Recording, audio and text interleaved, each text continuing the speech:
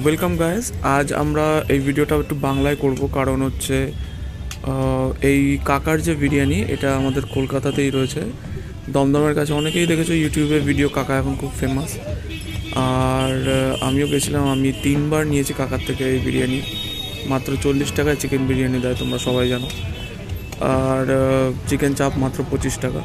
তো ওইখানে দাঁড়িয়ে আমি ভিডিওটা তো করেছি, কিন্তু ভয়েসটা আমার ভয়েস ওভার দিতে হলো, কারণ এতটাই ওখানে ক্রাউডেড প্লেস আর এতটাই বেশি ওখানে মানে চিল্লামিল্লি হচ্ছিল, তো যার কারণে ওখানে ভয়েস দিলে হয়তো কিছু শোনা যেত না।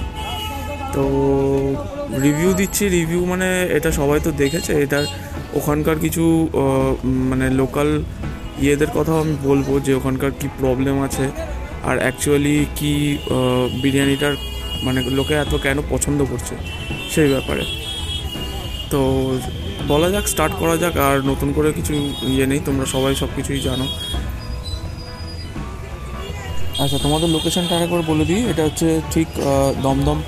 যদি তোমরা নাগেরবাজার থেকে হয়ে আসো, তাহলে সোজা আসবে একদম দমদমের যে রেল ফটকটা রয়েছে, রেল গেটটা রয়েছে, যেটা ব্রিজটা মতন দেখতে, সেই একদম ব্রিজের কাছেই এসে তুমি দেখতে পাবে বাঁ হাতে পড়বে লাইফ লাইনের ঠিক উল্টো দিকে।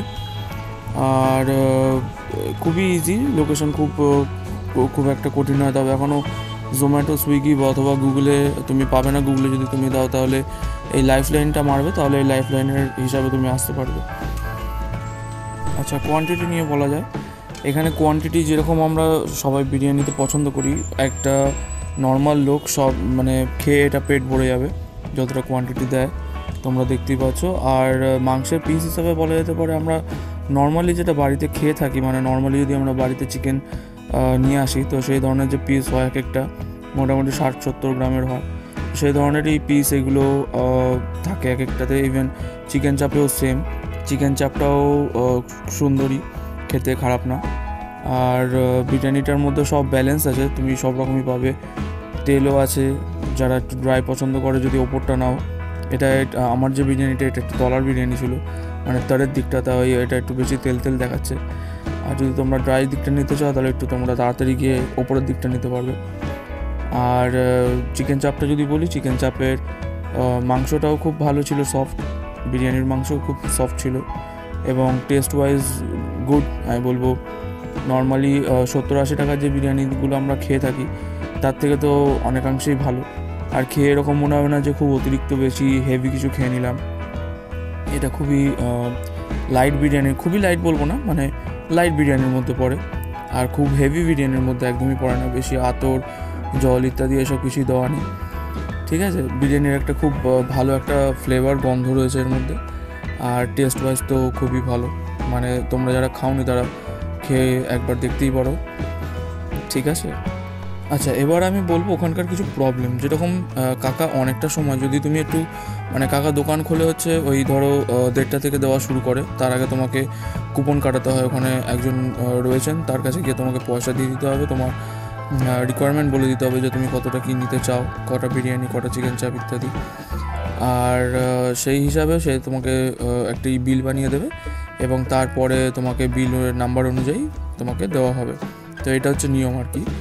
তো ওখানকার কিছু পিছনে দোকান রয়েছে কাকার, একটি মুদিখানা এবং একটি সোনার দোকান স্পেশালি। এরা দুজন প্রচণ্ড পরিমাণে মানে বিরিয়ানি কাকার যে দোকানটা, সেটাকে নিয়ে ওরা খুবই প্রবলেমে রয়েছে। মানে কাকার থেকে ওরা বেশি প্রবলেমে, তার কারণ ওখানে যে জায়গাটা এতটাই শর্ট, আর ওখানে দাঁড়িয়ে কাকা খেতে দেয় না এখন কাউকেই।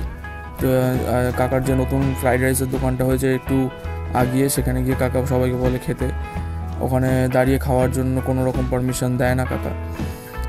সেটার কারণ হচ্ছে সেই দুটো দোকানই। ঠিক আছে, কারণ তারা খুবই চেল্লামেল্লি করে, ওখানে সামান্য দাঁড়ালেই তারা চেল্লায়। ওখানে একজন আমার সামনে এক এসেছিল, গরিব মানুষ যাকে আমরা ভিখারি বলি, তাকে কাকা 1 প্লেট বিরিয়ানি খেতে দিয়েছিল এমনি। তো সে খেয়ে ওখানেই প্লেটটা ছেড়ে চলে যায়, কারণ হচ্ছে সে মানসিক বিকারগ্রস্ত।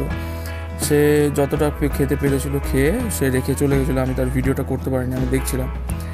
তো তৎক্ষণাৎ যেই তার খাওয়া শেষ হয়ে যায়, তারপরই কাকা যে আরেকজন ছিল লোক, তার সহকারী, সে গিয়ে প্লেটটি পরিষ্কার করে দেয়। প্লেটটি নিয়ে গিয়ে নর্মালি ডাস্টবিনে ফেলে, কিন্তু তার মধ্যেই সে পিছনের যে দোকানদার সে চিল্লেমিল্লি করে যে কেন এখানে খেতে দিচ্ছ বা ইত্যাদি, এখানে তো তোমার আগেই না করেছি খেতে দেওয়ার জন্য। তো প্লিজ এগুলো করবেন না। আপনারা যদি দেখে থাকেন এই ভিডিওটা, একটু সাপোর্ট করুন, আপনার সামনে রয়েছে। তো সেইগুলো একটুখানি বোঝার চেষ্টা করুন যে হ্যাঁ ওখানে ভিড় হচ্ছে।